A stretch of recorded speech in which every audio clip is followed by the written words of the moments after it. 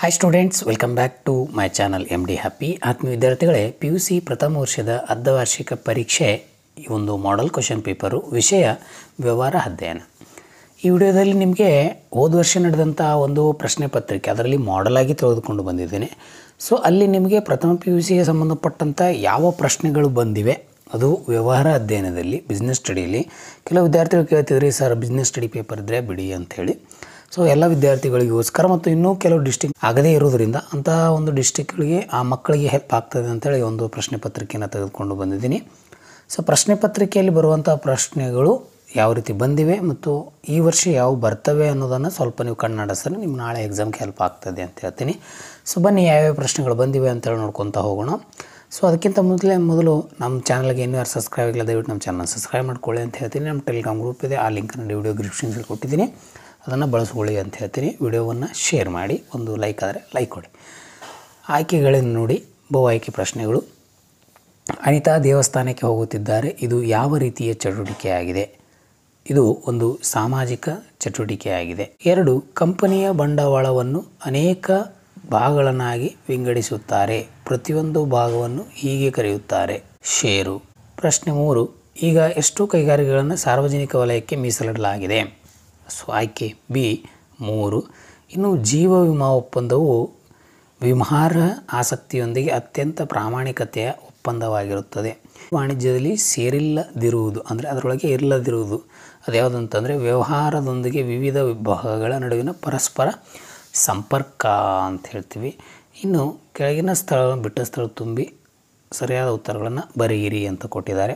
ಉದ್ಯೋಗ, ಕಂಪನಿ, ಸರ್ಕಾರ, ಕ್ರೆಡಿಟ್ ಮತ್ತು ಡೆಬಿಟ್ ಕಾರ್ಡುಗಳು, ಉಳಿತಾಯ ಬ್ಯಾಂಕ್, ರಿಸರ್ವ್ ಬ್ಯಾಂಕ್. ಜನರು ಬೇರೆಯವರಿಗೆ ಕೆಲಸ ಮಾಡಿ ಸಂಭಾವನೆಯನ್ನು ಪ್ರತಿಫಲವಾಗಿ ಪಡೆಯುವ ಕಸಬನ್ನು ಉದ್ಯೋಗ ಎಂದು ಕರೆಯುತ್ತೇವೆ. ಮಾಲೀಕತ್ವ ಮತ್ತು ನಿರ್ವಹಣೆ ಪ್ರತ್ಯೇಕತೆ ಹೊಂದಿರುವ ರಚನೆಯು ಕಂಪನಿ ಎಂದು ಕರೆಯಲ್ಪಡುತ್ತದೆ. ಸಾರ್ವಜನಿಕ ವಲಯದ ಉದ್ದಿಮೆಗಳ ಪ್ರಕಾರದ ಸಂಘಟನೆಯ ಒಡೆತನ ಹೊಂದಿರುವುದು ಸರ್ಕಾರ. ಇನ್ನು ಉಳಿತಾಯ ಬ್ಯಾಂಕನ್ನು ನಾವು ಬ್ಯಾಂಕುಗಳ ಪ್ರಕಾರವಲ್ಲ ಅಂತ ಕರೀಬೋದು. ಕ್ರೆಡಿಟ್ ಮತ್ತು ಡೆಬಿಟ್ ಕಾರ್ಡುಗಳು ಈ ವ್ಯವಹಾರಕ್ಕೆ ಅತಿ ಹೆಚ್ಚು ಸೂಕ್ತವಾದ ಪಾವತಿ ವಿಧಾನಗಳಾಗಿವೆ. ಇನ್ನು ಹೊಂದಿಸಿ ಬರೆಯಿರಿ. ಕಂಚಿ ಪ್ರಾಚೀನ ಕಾಲದ ವ್ಯಾಪಾರ ಕೇಂದ್ರ. ಮಿತಾಕ್ಷರ ಪದ್ಧತಿ ಇದು ಹಿಂದೂ ಅವಿಭಕ್ತ ಕುಟುಂಬದ ಒಂದು ಪ್ರಕಾರವಾಗಿದೆ. ಕೇಂದ್ರೀಕೃತ ನಿಯಂತ್ರಣ ಇದು ಜಾಗತಿಕ ಉದ್ಯಮಗಳಿಗೆ. ಇನ್ನು ಬೆಳೆ ವಿಮೆ ಇದೊಂದು ಸಾಮಾನ್ಯ ವಿಮೆಯಾಗಿದೆ. ಕೋಷ್ಟಕ ಎ ಇದು ಷೇರುಗಳ ಮೂಲಕ ಸೀಮಿತವಾದ ಕಂಪನಿಯ ನಿರ್ವಹಣೆಗೆ ನಿಯಮಗಳು ಅಂತ ಹೇಳ್ತೀವಿ. ಇನ್ನು ಒಂದು ಪದ ಅಥವಾ ಒಂದು ವಾಕ್ಯದಲ್ಲಿ ಉತ್ತರಿಸಿ ಅಂತ ಕೊಟ್ಟಿದ್ದಾರೆ. ವ್ಯಾಪಾರ ಎಂದರೆ ಲಾಭ ಗಳಿಸುವ ಉದ್ದೇಶ ಅಥವಾ ಸರಕು ಮತ್ತು ಸೇವೆ ಉತ್ಪಾದನೆ ಮಾರಾಟ ಮಾಡುವ ಒಂದು ಪದ್ಧತಿಗೆ ನಾವೇನಂತ ಕರಿತೀವಿ? ವ್ಯಾಪಾರ ಅಂತ ಕರಿತೀವಿ. ಹಿಂದೂ ಅವಿಭಕ್ತ ಕುಟುಂಬದ ಮುಖ್ಯಸ್ಥರ ಕರ್ತ. MNC ಇದನ್ನು ವಿಸ್ತರಿಸಿ ಮಲ್ಟಿನೇಷನ್ ಕಾರ್ಪೊರೇಷನ್, ಬಹುರಾಷ್ಟ್ರೀಯ ನಿಗಮ. ಸೆಲ್ಯುಲರ್ ಮೊಬೈಲ್ ಸೇವೆಗಳು ಇದು ಒಂದು ವಿಧದ ದೂರ ಸಂಪರ್ಕ ಸೇವೆಯಾಗಿದೆ. ಸರಿಯೋ ತಪ್ಪು ಅಂತ ಕೊಟ್ಟಿದ್ದಾರೆ. ಸರಿ. ಖಾಸಗಿ ಕಂಪನಿಯು ಯಾವ ಹಂತದಲ್ಲಿ ತನ್ನ ವ್ಯವಹಾರವನ್ನು ಆರಂಭಿಸುವುದು? ಮೊದಲನೇದಾಗಿ ನೋಂದಣಿ ಮತ್ತು ಪ್ರಮಾಣ ಪತ್ರದೊಂದಿಗೆ ವ್ಯವಹಾರವನ್ನು ಆರಂಭಿಸುತ್ತದೆ. ಇನ್ನು ಭಾಗ ಬಿಗೆ ನೋಡಿದಾಗ 2 ಅಂಕದ ಪ್ರಶ್ನೆಗಳನ್ನು ಕೊಟ್ಟಿದ್ದಾರೆ. ಈ ಕೆಳಗಿನ ಯಾವುದಾದ್ರೂ 6 ಪ್ರಶ್ನೆಗಳಿಗೆ ಪ್ರತಿಯೊಂದಕ್ಕೂ 2 ಅಥವಾ 3 ವಾಕ್ಯದಲ್ಲಿ ಉತ್ತರಿಸಿ. ಪ್ರತಿ ಪ್ರಶ್ನೆಗೆ 2 ಅಂಕ ಅಂತ ಕೊಟ್ಟಿದ್ದಾರೆ. ನಾನಿಲ್ಲಿ ಪಾಸಿಂಗ್ ಅಂಕಗಳನ್ನು ಈ ವಿಡಿಯೋದಲ್ಲಿ ತೆಗೆದುಕೊಂಡು ಬಂದಿದ್ದೀನಿ. ಪ್ರಶ್ನೆಗಳನ್ನು ಗಮನಿಸಿ. ಕೈಗಾರಿಕೆ ಎಂದರೇನು? ಕಚ್ಚಾ ವಸ್ತುಗಳನ್ನು ಸಿದ್ಧ ವಸ್ತುಗಳನ್ನಾಗಿ ಪರಿವರ್ತಿಸುವ ಒಂದು ಆರ್ಥಿಕ ವಲಯಕ್ಕೆ ನಾವು ಕೈಗಾರಿಕೆ ಅಂತ ಕರಿತೀವಿ. ಏಕಮಾತ್ರ ಮಾಲೀಕತ್ವವು ಅತ್ಯಂತ ಸೂಕ್ತವಾದ 2 ರೀತಿ ವ್ಯಾಪಾರವನ್ನು ದಿನಸಿ, ಒಂದು ದಿನಸಿ ಅಂಗಡಿ, ಇನ್ನೊಂದು ಔಷಧ ಅಂಗಡಿ ಅಂತ ಹೇಳ್ತೀವಿ. ಪಾಲುದಾರಿಕೆಯನ್ನು ವ್ಯಾಖ್ಯಾನಿಸಿ. ಇಬ್ಬರು ಅಥವಾ ಅದಕ್ಕಿಂತ ಹೆಚ್ಚು ವ್ಯಕ್ತಿಗಳು ಒಟ್ಟಾಗಿ ಸೇರಿ ವ್ಯವಹಾರವನ್ನು ನಡೆಸಲು ಮತ್ತು ಅದರಿಂದ ಬರುವ ಲಾಭ ಅಥವಾ ನಷ್ಟವನ್ನು ಹಂಚಿಕೊಳ್ಳುವಂಥ ಒಂದು ಒಪ್ಪಂದಕ್ಕೆ ನಾವು ಪಾಲುದಾರಿಕೆ ಅಂತೇಳಿ ಕರಿಬೋದು. ಇನ್ನು ಮುಂದುವರೆದಂತೆ ಸಹಕಾರ ಸಂಸ್ಥೆಗಳ ಅರ್ಥವನ್ನು ಬರೆಯಿರಿ ಅಂತ ಕೊಟ್ಟಿದ್ದಾರೆ. ಸಮಾನ ಮನಸ್ಕರರು ಒಟ್ಟಾಗಿ ಸೇರಿ ತಮ್ಮ ಆರ್ಥಿಕ, ಸಾಮಾಜಿಕ ಮತ್ತು ಸಾಂಸ್ಕೃತಿಕ ಹಿತಾಸಕ್ತಿಗಳನ್ನು ಉತ್ತೇಜಿಸುವ ಉದ್ದೇಶದಿಂದ ಸ್ಥಾಪಿಸಲಾದ ಸಂಸ್ಥೆಗಳನ್ನು ನಾವು ಏನಂತ ಕರಿತೀವಿ ಅಂತಂದರೆ ಸಹಕಾರ ಸಂಸ್ಥೆಗಳು ಅಂತ ಕರಿತೀವಿ. ಇನ್ನು ಮುಂದುವರೆದಂತೆ 21ನೇ ಪ್ರಶ್ನೆಯನ್ನು ನೋಡಿ ನೀವು. ಇಲಾಖಾ ಉದ್ದಿಮೆ ಎಂದರೇನು? ಒಂದು ನಿರ್ದಿಷ್ಟ ಇಲಾಖೆಯ ಅಧೀನದಲ್ಲಿ ಅದರ ನಿಯಂತ್ರಣ ಮತ್ತು ನಿರ್ವಹಣೆಯಲ್ಲಿ ಕಾರ್ಯನಿರ್ವಹಿಸುವ ಒಡೆತನ ಉದ್ಯಮಗಳಾಗಿವೆ. ಇದನ್ನು ನಾವು ಇಲಾಖಾ ಉದ್ಯಮಗಳೆಂದು ಕರೆಯುತ್ತೇವೆ. ಇನ್ನು ಸರ್ಕಾರಿ ಕಂಪನಿ ಯಾವುದಾದ್ರೂ 2 ಅನುಕೂಲತೆಗಳು ಅಂತ ಕೊಟ್ಟಿದ್ದಾರೆ. ಒಂದು ಆರ್ಥಿಕ ಸ್ವತಂತ್ರ, 2 ವೃತ್ತಿಪರ ನಿರ್ವಹಣೆ ಮತ್ತು ಸಿಬ್ಬಂದಿ, ಇವೆರಡು ಅನುಕೂಲಗಳು ಅಂತ ಹೇಳ್ತೀವಿ. ಇನ್ನು ಪ್ರಸ್ತುತ ವ್ಯವಹಾರವನ್ನು ರೂಪಿಸುತ್ತಿರುವ ನೋಡಿ, ಅದರ ಜೊತೆಗೆ ಯಾವುದಾದ್ರೂ 2 ಪ್ರಬಲ ಪ್ರವೃತ್ತಿಗಳು ಅಂತ ಹೇಳಿ ಅಲ್ಲಿ ಕೇಳ್ತಾರೆ.